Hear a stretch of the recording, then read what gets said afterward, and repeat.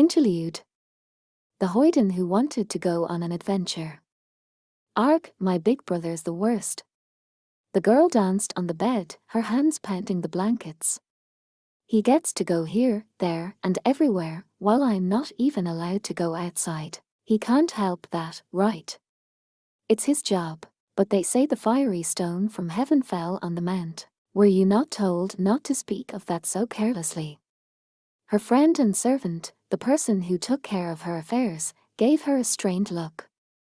It was the same expression the girl got every time she complained about her older brother who hurried from one place to the next. It only made sense that the woman should find the girl's rants discomforting, given that the girl's brother was her employer. The child knew that perfectly well, but human nature kept her from really accepting it. Big brother, he used to be an adventurer, but when I say I want to be an adventurer, he gets all upset. That's because he knows the evil and the painful as well as the good. He hadn't even taken an arrow to the knee. The girl puffed out her cheeks and gazed out the window. Even from the earliest hours of the morning, an immense stream of people came and went from the capital. Every kind of person came from everywhere in the world, for every conceivable reason. She would never get to experience it, locked up in this room her whole life. Lucky them. Are you truly so eager to go outside? Well, sure I am, the girl replied immediately, rolling over on her bed. It's not all good things out there, her friend said diffidently. One outrageous plan after another went through the girl's head as she glared at the ceiling. She had heard stories of towns where girls were expected to leave home at a certain age, almost as a rite of passage. So why shouldn't she, and why shouldn't she become an adventurer? Maybe one day I'll kick those walls down. As if I could. Everyone has had similar fantasies. Most, of course, never act on them. They know that so many fail and meet trouble in the process. But then, no one who doesn't act on those fantasies can ever succeed.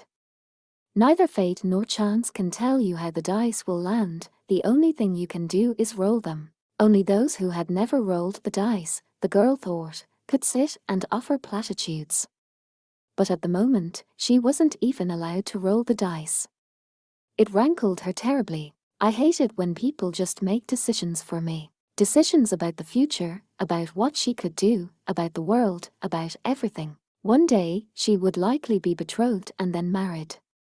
It was more or less unavoidable, and she knew that. But I haven't seen anything yet. She'd heard the world was overflowing with damage caused by goblins. She had heard songs about a hero who assaulted a fortress atop a mountain of ice to rescue a damsel in distress. The king and his ministers and the court mags and the army, they had all known about the goblins, yet none of them had done anything. Because they had never seen it, I'm sure. Even her brother, he said he had once been an adventurer, but he refused to share any stories of his adventures with her. He had probably just let his party members protect him. In all likelihood, he hadn't been all that important. He probably didn't even know anything about goblins. That makes sense. She couldn't decide because she had never seen. She had to see for herself and then make a choice. The gods might be the ones who rolled the dice, but it was she who decided what to do. Tell me, you said your big brother is a merchant, right? Yes. Though he's my cousin. He leaves the moment they open the gate every morning, makes his sales, and then comes home, her friend explained, apparently under the impression that the mercurial girl's thoughts had already turned to other things. Huh? The girl said, crossing her arms where she sat on the bed. Her mind bounced from one thing to the next. Then suddenly, her friend looked out the window and said, "Oh my. What's going on? It seems your honorable brother has returned home." Really? Yes, I see his carriage there. Almost before her friend was finished speaking, the girl had jumped out of bed. She ignored the woman's attempts to make her change and went flying out of the room. Passing servants looked at her in amazement, then they would realize whom it was and simply sigh in resignation. "Welcome home, big brother." She greeted him as warmly as she could, thinking, "Now he'll never suspect I'm going to sneak out tonight." Chapter 4. City Adventure. After they had passed through 3 separate massive portcullises, the party emerged into a dizzying bustle. The first thing they saw was crop fields, probably dating from before the building of the castle walls. A lengthy aqueduct connected to a large building puffing smoke. The idyllic scene, though, contrasted sharply with the milling crowds of people. The path soon changed to flagstone and was swallowed up by the ancient town. People hurried down the path like a flood. Whispering voices and the scuff of sandals on stone combined until they sounded almost musical. Are you sure there isn't a festival?" Priestess asked, her eyes nearly spinning. High Elf Archer giggled and flicked her ears. "This is about how it usually is," she said. "Human cities are always so busy, I'm pretty used to it by now." Then she flinched uncomfortably. "I have to admit, though, this place does seem a little more cramped than a lot of other towns." She was right about that. There were at least as many people inside the gate as outside. People pushed their way along the streets, dressed in the latest fashions. They made each road look like a river of color. Standing on either side of the flagstone street were buildings, both those that had been there since antiquity and those recently, or sometimes repeatedly, refurbished. The capital had no ceiling, but the mess of pathways winding around the castle town made it feel a bit like a dungeon. Perhaps a city that was thousands of years old wasn't so different from one of those ancient ruins. "Say, my lords and my ladies, how about a little help finding your way around?" A man, hunched over with age, approached them with an old lantern in hand. Many large cities had guides like him. The students learning magic helped light the city's streetlights, but many smaller pathways remained pitch black. "We do not have trouble seeing in the dark," Goblin Slayer replied before Priestess could say anything. The man blinked but then took in the elf, dwarf, and lizardman. "No, I suppose not," he said with a laugh. "Pardon me very much. If you should need me, call anytime." Then, still smiling pleasantly, the old man shuffled away into the dark. "Awful inconvenient being a human, huh? You can't even see in dark places," High Elf Archer opined as she watched him go. "I wonder what happens when he can't get customers." "Turns tour guide, I'll bet," Dwarf Shaman said knowingly, looking on with great interest. "Doesn't help to see in the dark if you don't know where you're going." Lizard Priest looked around, taking in the millennia-old town as he ran the carriage along a series of wheel ruts. "Well then, Milady Archbishop, what do you intend to do now?" "That's a good question," Sword Maiden said with curiosity from inside the carriage. "I'd like to ask you to take me to the temple, but have you been to the capital before?" "To my grave shame, I must admit this is my first time." Lizard Priest rolled his eyes in his head and opened his jaws happily. "As it is, I might suspect, for everyone in our party." "Then, would you be so kind as to direct the carriage where I tell you?" She sounded almost happy. From beside her, her acolyte said reprovingly, "Milady Archbishop, you need not lower yourself to personally providing." Sword Maiden's luscious lips relaxed into a smile. "Many of the streets around here have names, but so few have signs to tell you what they are. This place wasn't built with travelers in mind." She giggled. The sound came from somewhere deep in her throat. "I can at least serve as our guide, so that's something." The adventurers walked casually alongside the carriage as it rumbled along the rutted streets. It seemed they would never get lost following the instructions of the blind Sword Maiden. It was twilight, the sky starting to turn purple, and the crowding of the capital was especially intense. Being with the carriage allowed them to walk down the middle of the road, but otherwise, they would have been crushed in the crowd. Residents of the capital walked around like they owned the place, which was fair enough, but travelers showed no special regard for other people either. The glut of buildings and surrounding fortified walls made the air turgid, and the sun hardly reached street level. It felt as if, were you to get lost in the dark, you would never find your way again. That much was true, but as they looked around, they saw the smoke of cook fires drifting from houses here and there. They smelled dinner being readied.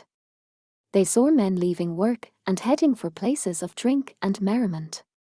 Women trying to attract the men to their various establishments. Some old men, who had the time to get into their cups early, were sitting by a building on stools, having a competition of some kind. Metal figures of swordsmen were placed on a board with square spaces, and they then moved them about by playing cards. Some kids noticed them playing, and set up by the roadside with their own little game that they shouted and cheered over. They drew a small circle with spaces in the dirt for a board, using stones for tanks.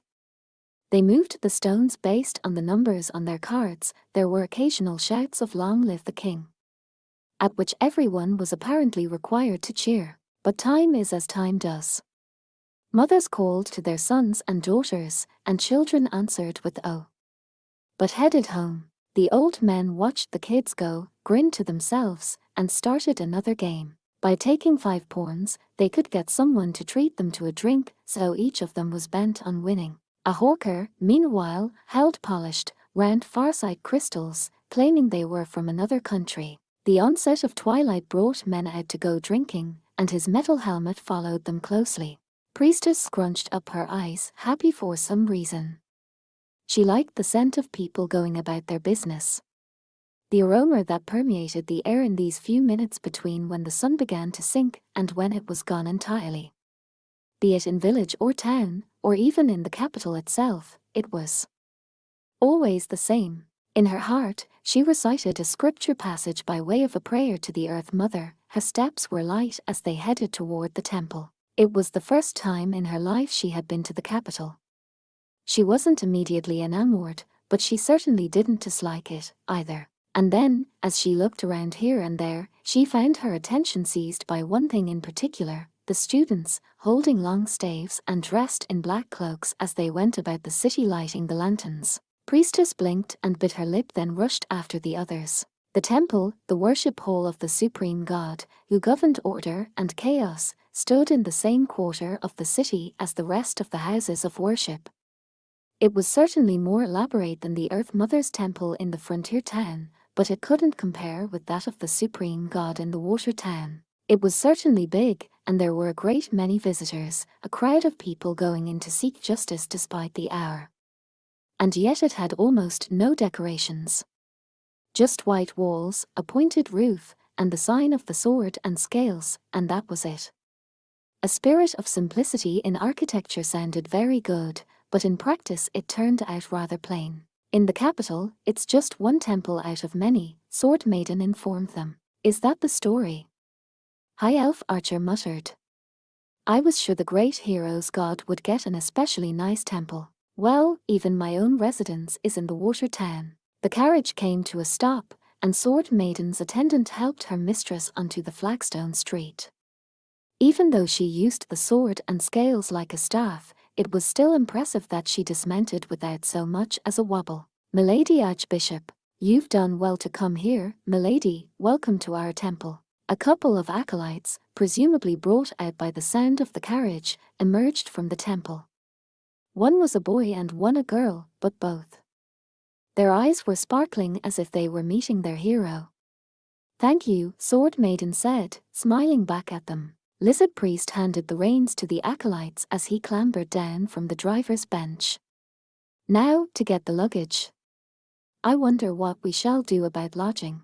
If you've nowhere to stay, then by all means, please lodge at the temple. Sword Maiden's attendant was already pulling the luggage down, huffing under the weight. Lizard Priest took the cargo from her easily and lowered it gently to the ground. Well, she exclaimed, her eyes wide, but then she squinted them again and said, thank you very much. We have several rooms. Please, I insist. Far be it for me to turn down hospitality. Yes, indeed. Priestess was exchanging greetings with the acolytes. High Elf Archer hopped gracefully down from the top of the carriage. I'm in.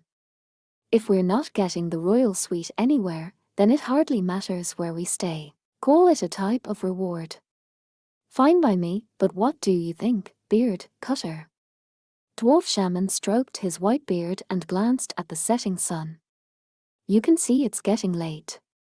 My guess is most of the inns around here are full. I don't mind, Goblin Slayer said shortly.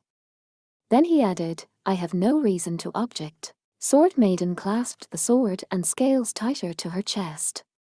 Only her attendant noticed, and she sighed with a combination of exasperation and amusement. There is, however, something I wish to investigate.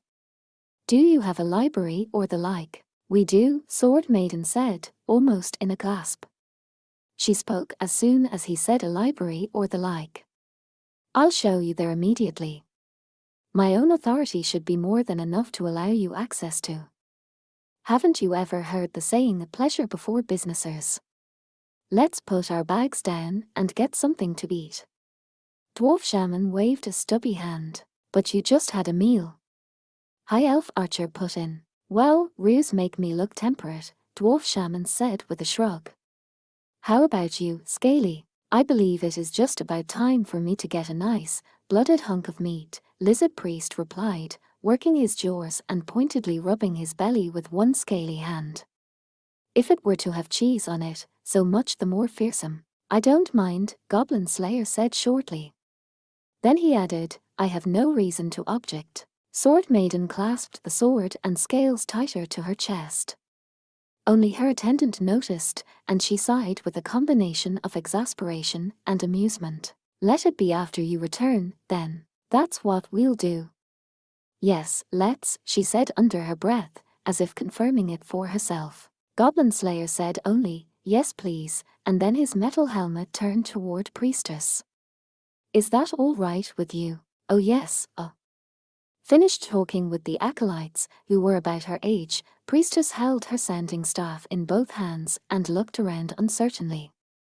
There's somewhere I'd like to go. Well now, that's odd, Dwarf Shaman said, his eyes widening beneath his brows. It was strange for this girl, who often seemed so young, yet was so serious, to say such a thing. You know the way. I do. The address. Well, the way there, they just told me. Her voice trailed off as she looked in the direction of the acolytes, who had already disappeared. If you won't let me, I'll understand. Goblin Slayer's rough-hewn, grimy helmet was impassive in the face of Priestess's beseeching gaze. There was a grunt from inside his expressionless headwear. Walking solo is dangerous. High Elf Archer gave an exasperated shrug. He made it sound like she was walking into a dungeon. I'll go with her, then, High Elf Archer said. We should be fine together, right? Lizard Priest nodded at the elf as she raised her hand. We shall split into groups of 3 and 2, then. That settles it. Sound good, Beard Cutter. Goblin Slayer took in Priestess, still looking at him, and High Elf Archer, with her small chest puffed out. I don't mind, he said shortly. Then he added, I have no reason to object. I've heard about enough of that, Dwarf Shaman grumbled, but then he rubbed his hands together and smiled. So, Milady Archbishop.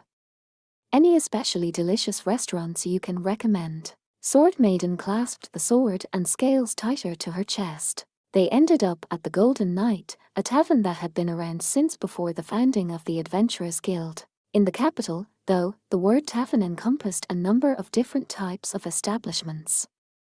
There were tea bars and taverns proper, food courts and canteens. The Golden Knight outdid them all for sheer revelry. Once through the door, the visitors were assaulted by a wave of sound. A ranger girl and a warrior in heavy armor were arguing about something. An Eastern-style fighter and a thief girl were watching them. In another corner, a boy spellcaster, he looked like a rookie, took a swig of wine as his party members gathered around and teased him. One party centered around a human warrior monk but also included a Padfoot warrior, a rear spellcaster, and a beautiful ranger. A female wizard was enjoying a meal with some adventurers who appeared to be her pupils. They showered her with admiring cries of teacher, teacher. There was a table with a pudgy mage and a medicine woman. They were joined by a knight in armor and helmet and a female fighter. The 2 latecomers raised their glasses when they arrived. No doubt such scenes had repeated themselves endlessly, everywhere in the world, ever since people called adventurers had begun to appear. One would expect no less from an establishment that traced its history with adventurers back to the very moment the first guild was founded. The number of people seeking adventure had increased dramatically, but all this time later, this remained a place of meetings and partings. The walls were covered with posts from people seeking parties, as well as parties looking to fill out members they needed. Over at a table in the corner was a young man, a rookie most likely, his face a mixture of expectation and excitement and apprehension. He must have been nursing dreams of a fateful encounter or an adventure out of legend. His dreams, though, would not come true. His brand new armor and sword, both sparkling, his helmetless head, all marked him out as a novice warrior. If he knew some magic, that might be one thing, but otherwise, he was likely to just sit on his hands all day. He would have to give in and approach someone himself, or decide to go solo. Whichever he chose, it would be on him to make the first move. And if he didn't have it in him to make that move, well, he wasn't going to survive very long as an adventurer. In the opposite corner, some tables were set up, and some of the tavern's more shiftless residents were alternately cheering and groaning at a game of dice.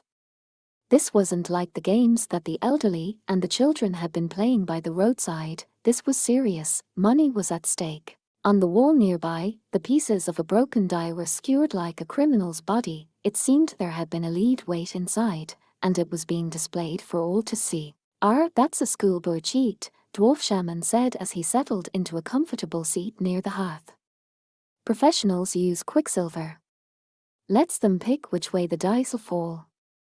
He rubbed his stubby fingers together, luxuriating in the aroma drifting from the food in front of him. Perhaps it was out of recognition that presentation was everything. Perhaps he simply meant to get the most out of all his senses. There was a boiled egg that had been cooked by being buried in the ashes of a fire, and a sauce of egg yolk, oil, and lemon.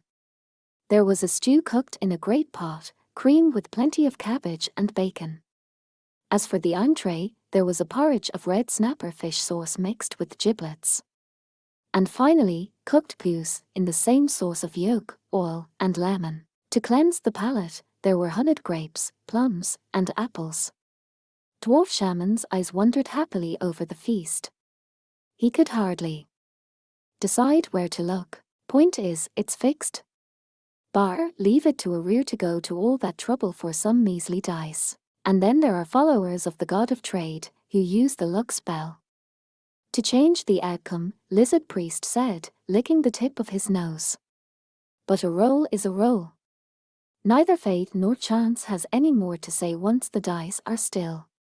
His gaze was fixed on a piece of goat cheese. Dwarf Shaman watched his scaly friend and laughed. They say not even the gods can change a roll once made. 4 people cheered, a healer and a spellcaster, a paladin and a thief, apparently celebrating the defeat of a demon and the successful conclusion of an adventure. Dwarf Shaman raised a cup in their direction, then drained it in acknowledgement of their achievement. "Got to say, I'm impressed our lovely Archbishop knows about a place like this. She was herself an adventurer once, or so I hear," Lizard Priest said somberly, inspecting the cheese as carefully as if he was checking the condition of his equipment. At the time, it seems the owner had relocated from the capital to the northern reaches. "Huh?" Dwarf Shaman said, stroking his white beard. "I suppose that would have been about 10 years ago, then." "Even so," Lizard Priest replied with a slow nod. His long neck made it seem as if he were almost gazing into the past. "Let's see. How old is Scaly, again?" If it was hard to guess Dwarf Shaman's age from his appearance, it was no easier with Lizard Priest. But if he knew about the battle a decade ago, at that moment, though, Dwarf Shaman's thoughts were interrupted by a voice. "Evening, sirs.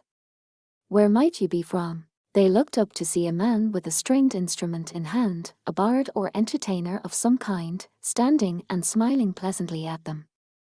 Lizard Priest made a strange hands-together gesture toward the man, who showed no sign of consternation at the sight of the lizardman. "We are from the western frontier," he said. "I see, the west. Very good, very good." Then the entertainer, who appeared to have something in mind, disappeared into the hustle and bustle of the tavern. "Forever shall her name endure." Sword maiden, whom the gods adore, 6 golds, 1 holy maiden, she. Just scales, sharp sword, in her hand be all word havers love her so. Her prayers give rise to miracles among 6 golds, she ranged herself to fight the demon lord himself, and now the beast is on his pyre guards she the law with equal fire forever shall her name endure. Sword maiden, whom the gods adore. The powerful recitation cut through the chatter of the tavern. It told the story of the many adventurers who had beaten back the storm of death that had come blowing down from the north 10 years before. A great many hardened veterans had gathered at the northern fortress to challenge the dungeon there, but it had swallowed them up, they disappeared forever. Just 6 people succeeded in attaining this long-sought goal. Some people even referred to them as the 6 heroes, or simply the All-Stars. Whatever one called them, they were not legends, but true heroes who had appeared in actual history. I see.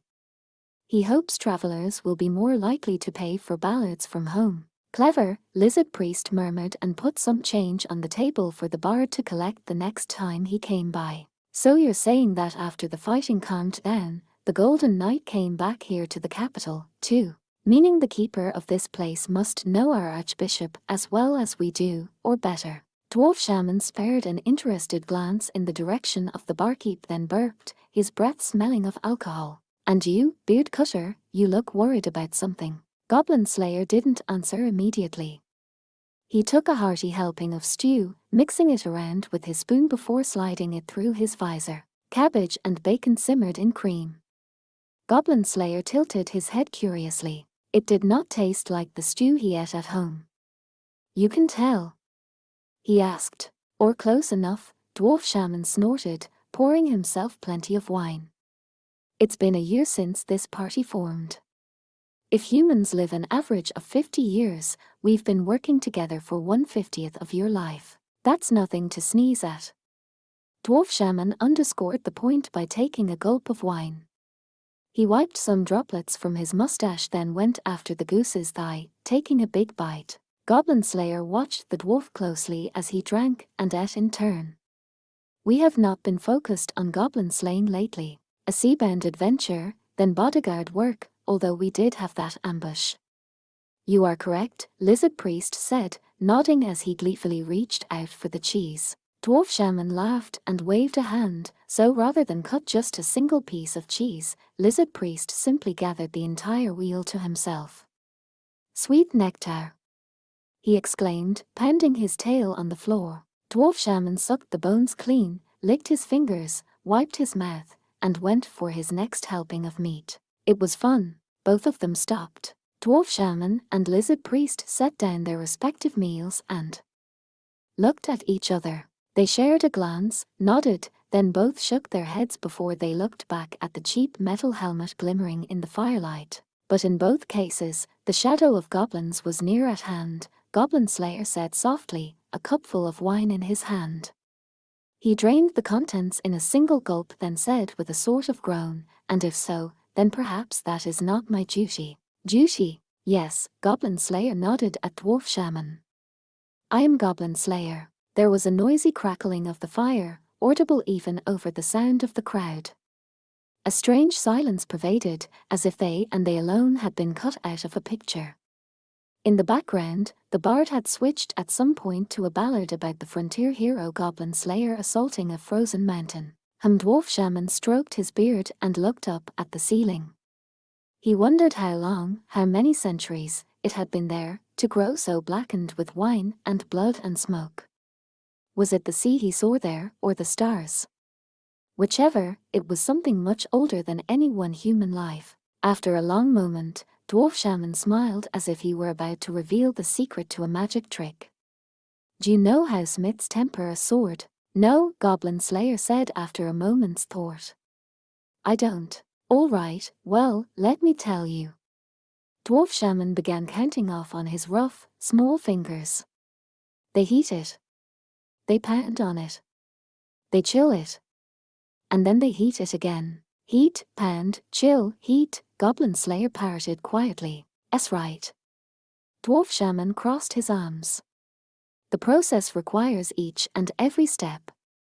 Whatever else you do to it, you have to do those for things. It seems most labor-intensive, Lizard Priest offered. Doesn't it, though? Dwarf Shaman grinned, as satisfied as if he had done the work himself. A soft sword is supple but doesn't fight well. A hard one can cut but will break before long. So what's a good sword? Dwarf Shaman was murmuring almost as if he were reciting a spell, but his voice carried as he took a sip of wine to wet his lips. Cut with a sword and the blade starts to chip. But polish it up, and you've less steel to wield. And all steel's just a speck of history's due. So what's a good sword? Goblin Slayer listened silently. He looked like a child, sitting by the fire and listening to his grandfather tell tales. So when he finally spoke, the directness of what he said was surprising. I don't know. Of course you don't. And it's fine to live without knowing. Dwarf Shaman squinted his eyes, running his thick fingers along his belly. The secrets of steel are many and complex. The fire crackled loudly again. A log could be heard to split, and the attentive barkeep came over a moment later. He stirred the flame with a poker. Lizard Priest watched him closely until he left. Then he opened his jaws and let out a laugh that came from deep in his throat. Hehe, Master Spellcaster, you sound like a monk yourself. How about a word of guidance from a professional, then? For poor, lost beard cutter here. Yes, well, that will be most difficult. Lizard Priest's eyes rolled in his head, and he held up a metal skewer. He took some cheese he had sliced off with his claws, stuck it on the end of the skewer, and put it in the fire. Few are the things that are incumbent upon all people to do. Turn. He twisted the metal skewer. The cheese was still solid enough to retain its shape. To live and to die with all one's attention, that is what one must do. And that is more than difficult enough. The lump of cheese was beginning to grill up, but it was still hard. It wasn't ready yet. Even the beasts of the field cannot live precisely the way they wish. How much less those who have words. At last the cheese had reached its limit. It threatened to drip off the skewer. It was time. To worry and to feel lost are well and good. I believe those very things are life itself. Lizard Priest whisked the skewer out of the fire and stuffed the food, still hot, into his mouth. Our sweet nectar. It was the same tone he used when praising his ancestors. A full-throated cry of joy. HMPH, Dwarf Shaman snorted, and then he reached for the goose again. Sounds like what I was saying, which means that it may indeed be close to truth. Goblin Slayer suddenly remembered hearing something of the sort long ago. It was when he had been kicked into an icy river, his hands tied behind him. Sink down deep. Then kick. The rear yelled, gesturing madly with his dagger. Do that, and you'll be able to float. Then do it again and again. Otherwise, all that awaits you is death. He had been right. If Goblin Slayer hadn't kicked then, he wouldn't be here now. I see. Then this probably was indeed close to truth. I much agree, Lizard Priest said with a nod. That's how it is, Dwarf Shaman added. You are right. Goblin Slayer brought some of the cabbage and bacon to his mouth. It didn't taste bad at all. Stones stood in quiet rows there, like islands floating in a sea of fallen leaves that persisted no matter how carefully they were cleaned.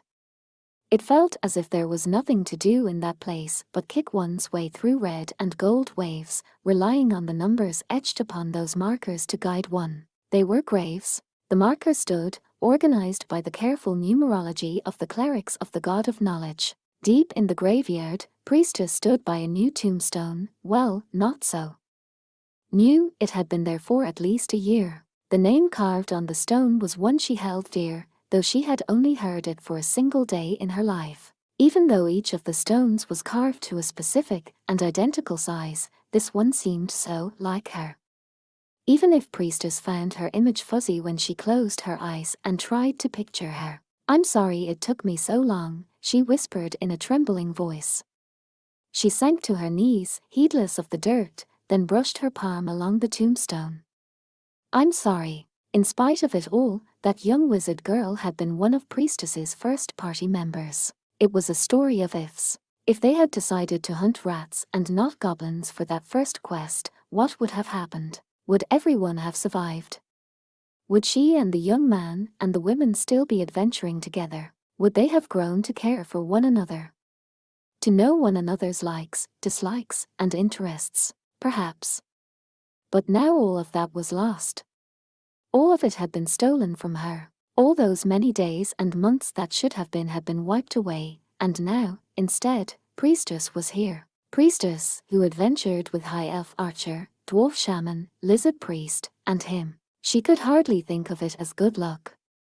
Yet, at the same time, she couldn't imagine considering it ill fortune, either. Fortune and misfortune, she realized, were inseparable, like milk mixed into tea. I'll keep hunting the goblins. Still. Priestess's lips softened as she spoke. I'll do it even if I tremble the whole time, the way you scolded me for. That was right. Priestess must have looked ridiculous to this girl, who had been so ready, so into it.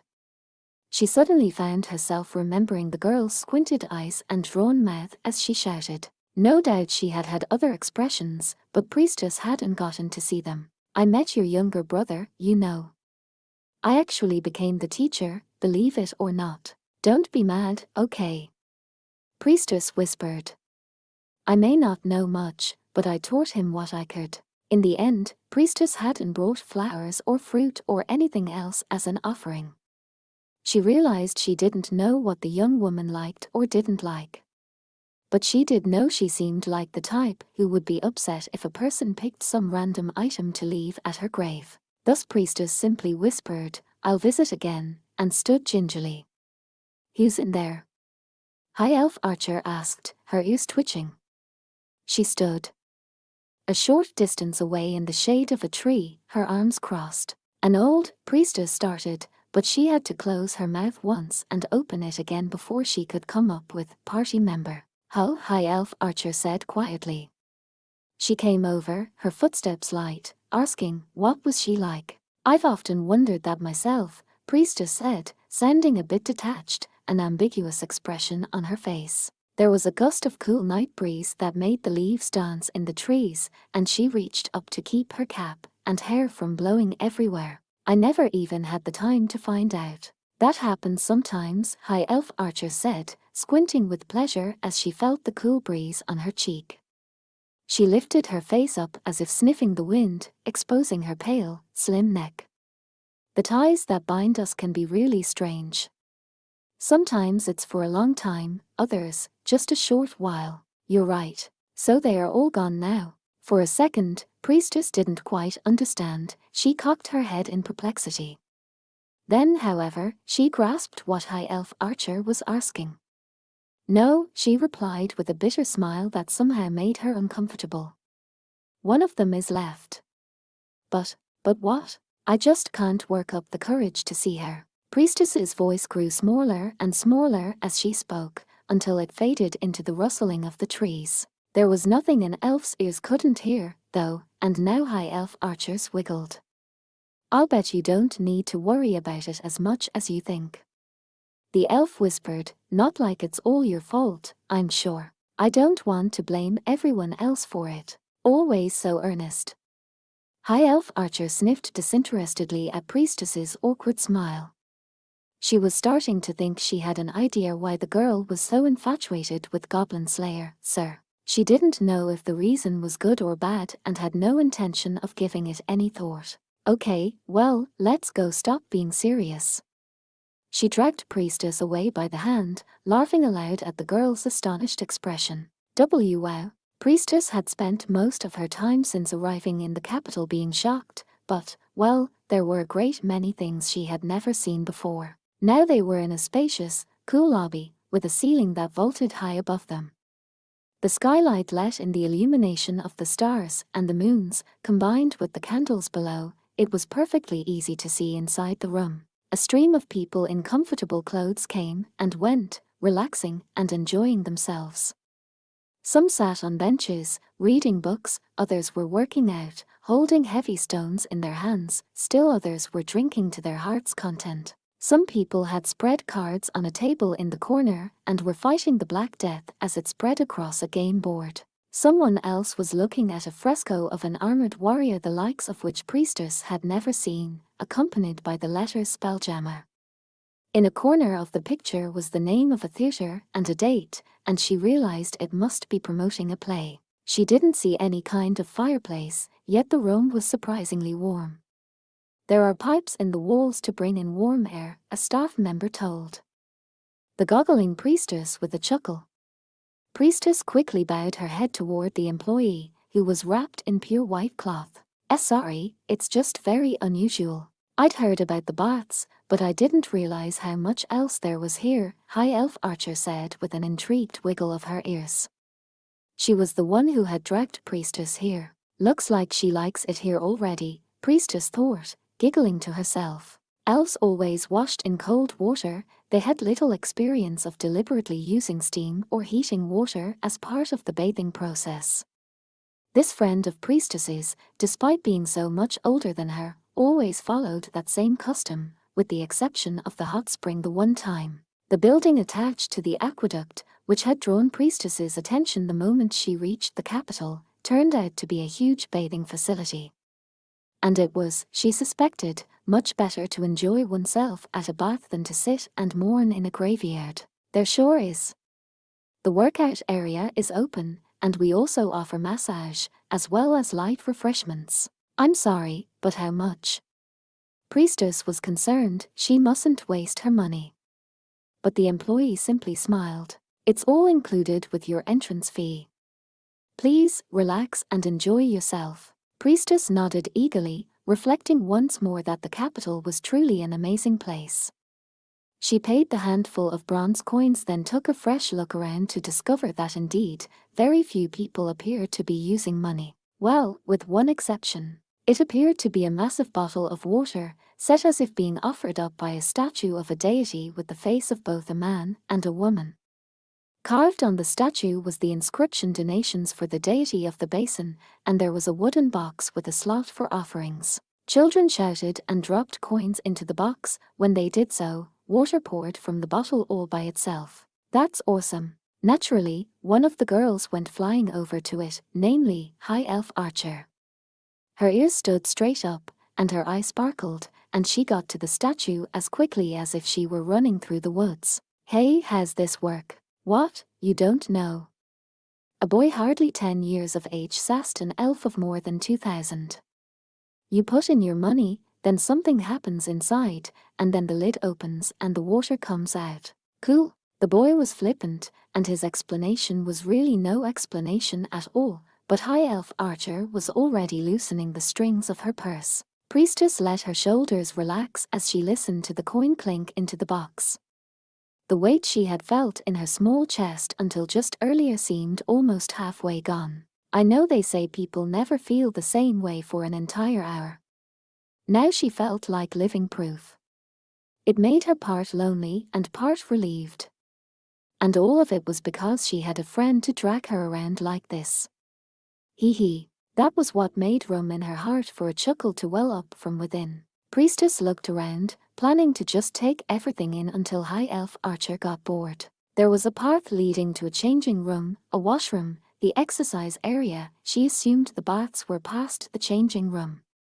They couldn't keep the others waiting forever while they played, but maybe they could have a little meal. And after a dip in the baths, she'd at least like a nice cold drink. She tapped a slim, pale finger to her chin in thought, but then suddenly she blinked. Am I being watched? She detected an intense, almost piercing gaze on her.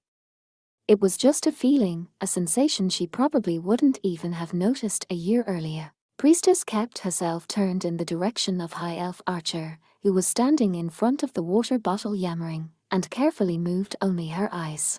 A soldier, maybe. The owner of the gaze was sitting on a bench. The person looked rather military.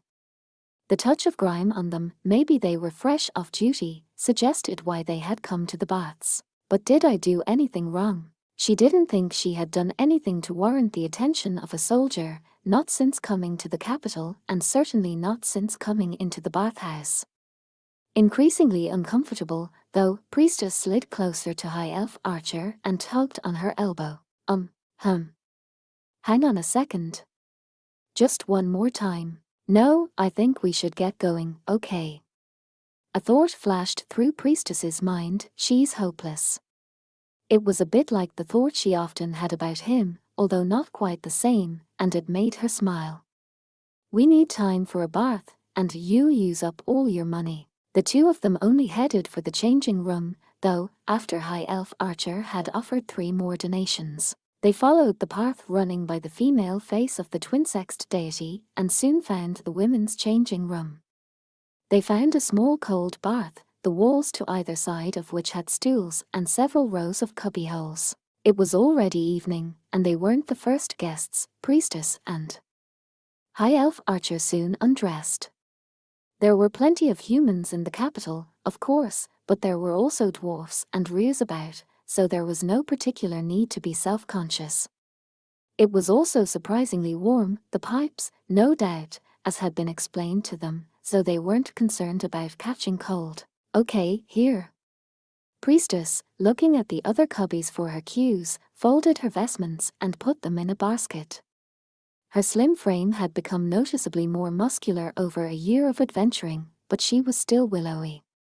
Beside her, High Elf Archer practically tore off her clothes and flung them in a basket. They'll get wrinkled if you don't fold them properly, Priestess chided her. Or, I don't care, High Elf Archer said, seeming genuinely indifferent as she waved a hand and her ears at the same time.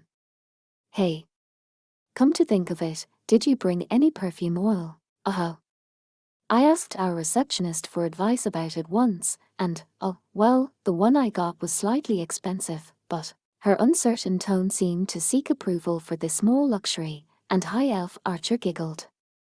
That's fine. It's not like you're wearing it just to show off. I don't think the gods are going to mind. I think maybe you should pay a little more attention to what the gods will and won't mind. Ooh, a scolding. You should learn to have more respect for your elders. Huh. Hey, stop that, ooh. High Elf Archer had reached out to poke Priestess with a finger, and the girls fell to shouting and giggling. Then, the elf's sharp eye settled on Priestess's basket of clothes. Are you still using that? Huh. Priestess followed High Elf Archer's gaze to the suit of mail. She had repaired it wherever it had been cut or slashed or stabbed, leaving little seams between the old and new chains. She kept it diligently oiled, and anyone could see at a glance how careful she was with it. Oh yes, I am. It's very important to me. You make it sound like it's some legendary armor or something. High Elf Archer looked at Priestess from lidded eyes, and the younger girl scratched her cheek shyly. She's definitely spent too much time around Oakbolg. That was very bad for this young, certainly young from an elf's perspective, girl's education, wasn't it? Almost as soon as the thought crossed the elf's mind, though, she dismissed it with a smile and a flick of her ears. I guess it's a little late for that. Goblin hunting itself was bound to be bad for one's upbringing. What's going on? Oh, nothing. Nothing at all. High Elf Archer waved a hand at Priestess, then suddenly smiled as a new thought came to her. Since we're here, how about we wash each other's backs? Sure. So the two of them chattered noisily as they washed, perfumed themselves, rinsed off, and set off for the baths. The bathing area was equally warm, thanks to the pipe system. There was one large hot bath and, across from it, a cold tub. Farther in, there was a sauna where it was even hotter. I'll be right back. High Elf Archer said and jogged away, leaving Priestess by herself. She slid into the water with a quiet splash, stretched out her arms and legs, and let out a luxurious breath. It mingled with the warm air and drifted up to the domed ceiling. Gee, I could almost just fall asleep here. She felt like the heated water might soak through her whole body, and she might just melt away. She stretched out a pale arm, not thinking much of it, and noticed that there was some muscle there, even if not much. And she could see scars, whiter even than her skin, running along a few places. Experience was not normally so visible to the naked eye, but these scars were certainly part of hers. When she thought about it, it had been 2 solid years of running around, the occasional day off notwithstanding. That first adventure, her first party, the goblin nest, her party members dying, and then him. Again, she felt a welter of emotions she still didn't fully understand welling up in her chest. But priestess glanced in the direction of the Sauner high elf Archer had run into and squinted. I really should be grateful. Hey, huh. The unexpected voice interrupting her reverie nearly sent priestess jumping clear out of the water. She rushed to cover her chest and turned around, and she found a girl looking at her wide-eyed. She had golden hair that went down to her shoulders, blue eyes, and she was 15, no, maybe 16, years old. Priestess, however, could only blink at her. Something felt off. The girl in front of her seemed to feel the same way. Oh, priestess said, looking into the girl's startled eyes. It was a face she rarely saw except perhaps in the temple's reflecting pool, but there it was. The other girl seemed to have more lustrous hair. Her skin was prettier, though she was puffier. Tall, too. But we do look similar. Yes, the other girl was obviously superior. But there was a similarity. Priestess, growing embarrassed, slid back down into the bath. The other girl was like an improved version of herself. Can I help you? You're an adventurer, right? The words came down like a judgment from above, which maybe only made sense, since the girl was standing up. When priestess nodded in the affirmative, the girl said, "Thought so," nodded with self-assurance, and sat down. Her breasts made water splash aside as she climbed in. Priestess glanced down at the sight. The gods were so unfair. Hey, what's your class? I'm a servant of the Earth Mother. A priest, huh? Not bad. Priestess looked curiously at the mumbling girl. If you're hoping to find someone to join your group, I'm afraid I've already got a party, huh? The other girl said, surprised, but then she said, oh, no. Not what I was thinking. Then what, I wonder? Not being able to guess what the other person wanted left priestess suspicious and worried. She doubted she was in real physical danger here, but she also didn't have a scrap of clothing to defend her. She stiffened slightly, still keeping her chest hidden. She didn't get any bad vibes from this girl, yet. I wanted to ask, just for my reference, what kind of equipment do you use? What's your rank? Oh, I'm steel ranked. And my equipment? Priestess focused more closely on the other girl, who had suddenly slid much closer. Priestess was a far cry from a warrior, but she thought the other girl didn't look much more physically hardened herself. A wizard or cleric, perhaps. An adventurer hopeful. That possibility struck her as the most likely as soon as it crossed her mind. I wonder if I should try to stop her. It was only a possibility. But all her own experiences flashed through her mind. Then again, though, everything that had happened to her since that time, she had gotten from adventuring. She couldn't deny that, nor should she. I wear clerical vestments and carry a sounding staff, and I use mail. The other girl said. Do they have, holy power or blessing on them or something? No, they're just a normal staff and mail, really. Still, she had first bought the armor because of the advice he had given her. Thinking about it, she realized that even in the battle in the sewer, the mail had saved her life. The other girl watched priestess brush her own shoulder with her palm and grumbled, guess that's the best you can hope for as an 8th rank. Priestess pursed her lips at the girl's condescending tone. You don't like it, huh? Don't like what? She looked so thoroughly perplexed that priestess spared her any follow-up. A moment later, the girl jumped up out of the bath. Anyway, thanks. I'll keep it in mind. Oh, sure. Should I say something to her? Was it just a grandmotherly busybodiness that motivated her, or was it a handout from the gods? The moment of anxiety and indecision set off an alarm in her heart. Don't let her go like that. You have to offer her something.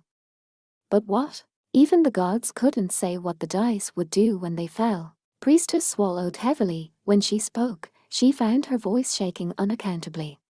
If you're going to become an adventurer, you should prepare. I mean, make sure to do your shopping and such, okay? What? Again, that uncomprehending expression. The girl thought for a moment, then nodded. You're right, shopping it's important. Then the girl set off at a brisk clip, all but kicking up the water from the pool.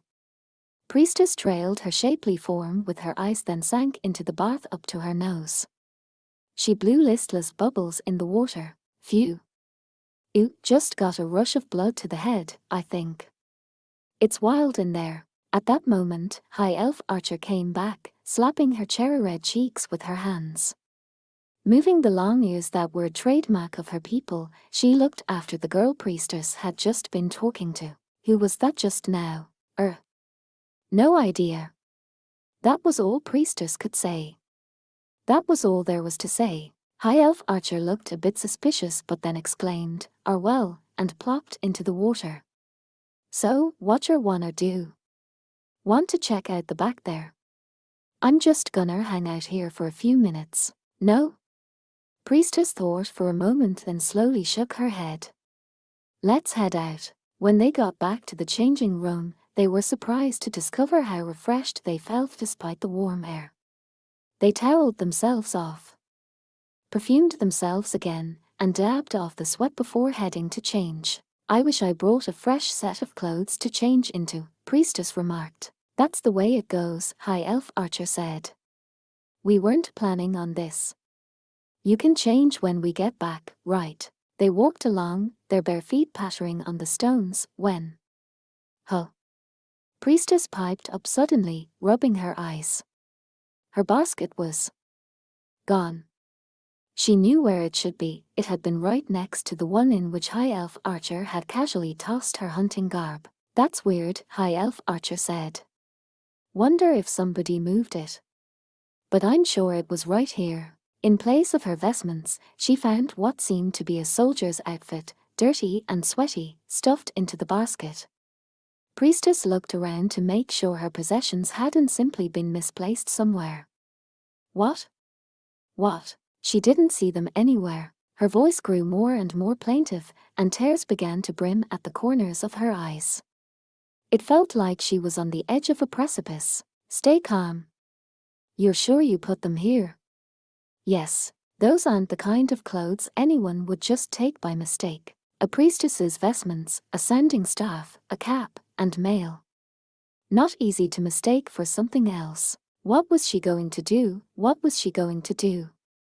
Priestess, feeling as if she might burst into tears, conducted a nervous but futile search of the other baskets. Is there a problem? A white-clothed employee asked, coming over. Priestess's distress must have been obvious. She opened her mouth to say something, but somehow she couldn't quite get the words out. And my clothes. Yes. The employee responded suspiciously. We can't find her clothes, High Elf Archer offered. She's a priestess of the Earth Mother, see. I don't think anyone would grab her stuff by accident. Just a moment, please.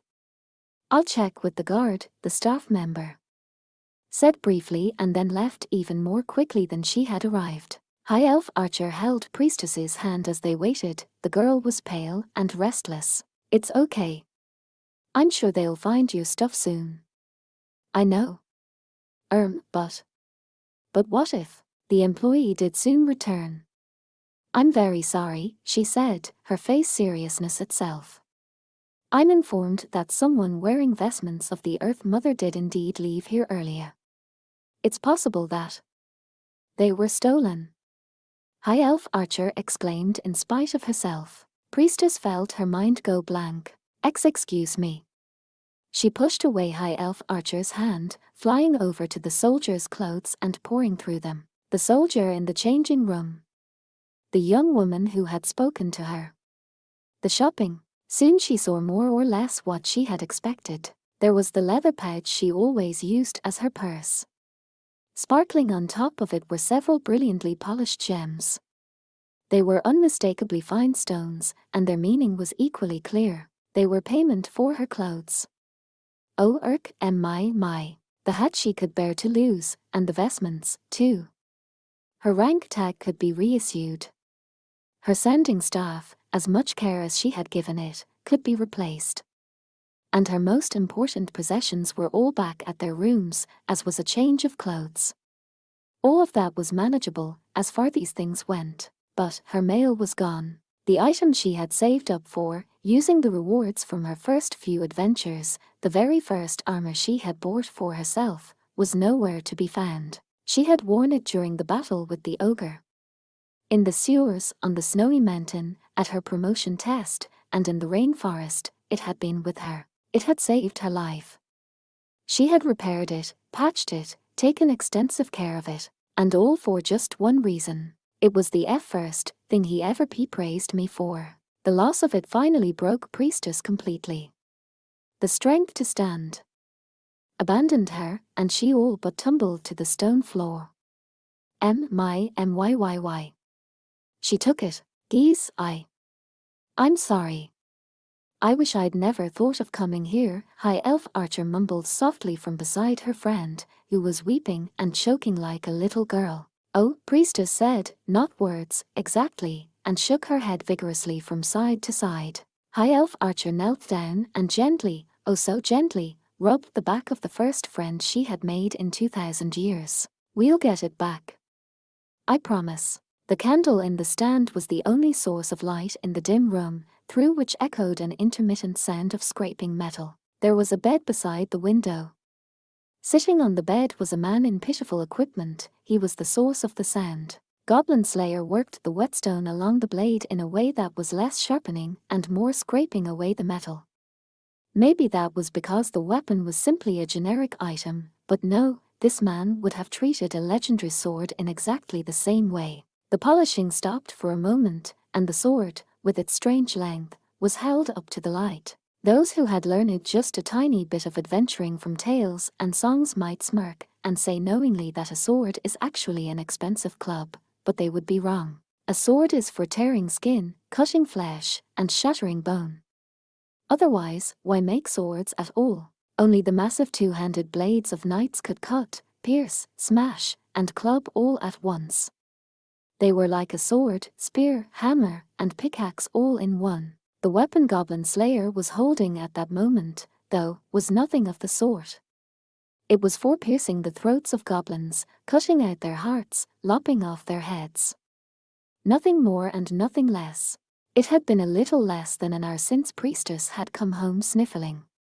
High Elf Archer, her ears drooping unhappily, had been desperately trying to comfort her but didn't seem to be getting anywhere. What's more, Priestess hadn't been wearing her vestments, but a dirty soldier's outfit that didn't quite fit her. When he asked what had happened, High Elf Archer had replied despondently, stolen. This was neither the frontier town nor the water town.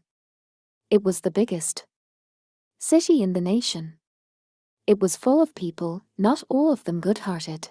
Lizard Priest had been transparently furious, as if he might start breathing sulfur and flame at any moment. Dwarf Shaman had merely looked sour. Perhaps we can try taking our grievance to the castle tomorrow, he'd suggested, but Priestess hadn't answered, just shook her head. Goblin Slayer had stood up from his seat, gone back to his room, and had been passing the time since then like this. He didn't say anything at all. Goblin Slayer's hand stopped again, and he held the sword against the light.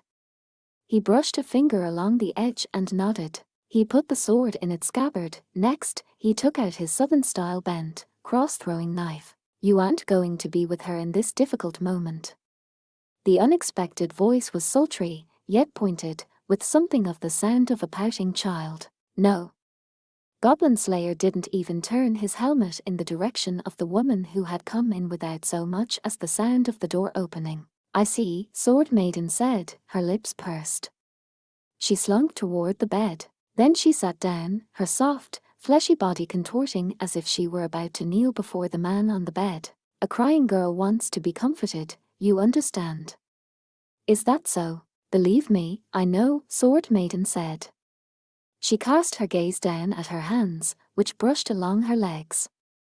Because I'm just the same. I see. There was a noisy scraping as Goblin Slayer began to hone the bent knife blade. Sword Maiden's sightless eyes drank him in as he worked at the evil-looking blade. Her cheeks slowly went from puffed in annoyance to soft, turning up at the edges. The shadow of his helmet on her face slid and danced with each flicker of the candle flame. You mustn't make a girl cry. I know. Goblin Slayer's words were harsh, almost violent in their brevity. For an instant, Sword Maiden was shocked. If she hadn't had a cover over her eyes, they might have appeared wide, but he ignored her and kept polishing. I learned that long ago. I see. Sword Maiden didn't quite know what to say. I brought you a book. So instead she fell back on the nominal reason she was there. She placed on the table the book she had been holding, a volume about belief in the dark gods and its associated symbols. I was afraid we wouldn't have time for me to show you to the library personally anymore. I see. The answer was brief and not elaborated. Sword Maiden stood there for a long moment, until finally, she gave a little snort. She turned around and was about to leave the room, when all things become lost, Goblin Slayer said with particular softness. This was a man who rarely spoke loudly to begin with. You're right, Sword Maiden said just as quietly. When I was a boy, my father promised to give me his dagger after I grew up. The hand stopped working, and Goblin Slayer held the blade up to the light, inspecting it, before running a finger along it. It was a very good dagger, I believe, with a hawk's head carved on the grip. He tossed the whetstone away. It landed on the floor with a heavy thump. I don't know where it is now. Then he shoved the throwing knife back in his item bag and fell silent again. Sword Maiden used the shadow of his helmet to hide the slight change in her expression, whispering only, I didn't know. She brushed Goblin Slayer's knee with her pale, shapely fingers. She let them keep going until she was caressing his leg, as if she was touching something very dear to her. Tomorrow, I'll be going to the castle. I have a council with His Majesty the King, like I told you at the beginning. Sword Maiden giggled like a child. His Majesty and I have a long history together. When I see him, I'll try to bring it up with him. Goblin Slayer's head turned slowly toward her. It was the first time the helmet had faced her. He appeared to be struggling to find the words, until finally he said, I see. He was silent for another moment before adding simply, please do. On Sword Maiden's face, a flower blossomed. I will, just leave it to me. A wide smile appeared on her full lips, and she stood excitedly. She struck the floor once with the sword and scales she used in place of a staff, causing the scales dangling from the hilt to jangle. I'll put everything I can into it. Tell me, will that be enough for you? The sweet, inviting whisper. Goblin Slayer said, yes, and nodded. Pardon the trouble, but please do. Sword Maiden didn't answer but walked away almost as if she were floating.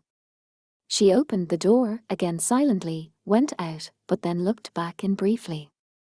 Good night, and sweet dreams. Yes, Goblin Slayer said with a nod. You as well. Her face flushed like an adolescent girl's, and she closed the door. With the door shut behind her, Sword Maiden put a hand to her face and fell on her bum, not that Goblin Slayer was aware of any of this. He had instead picked up the whetstone he'd cast onto the floor earlier, rolling it around in his hands. He silently polished the rest of his daggers, checked the state of his equipment, and made sure his item pouch was organized. Then he opened the book Sword Maiden had brought him, comparing it with the shred of goblin skin, which he had produced from his bag. It was a very strange symbol. It looked something like a hand drawn in red pigment, but there was no entry for anything like it. That thief, he thought, was like a goblin. Perhaps it had been a goblin. One must be prepared at all times. Such was the conclusion he reached, and he spent the rest of the night readying his equipment, until, as the first rays of dawn came through the window, he napped a little. This was not his farm. There was no need to patrol. But if goblins appeared, he intended to kill them. There was nowhere in this world without goblins, as he well knew. That was simply the way things were.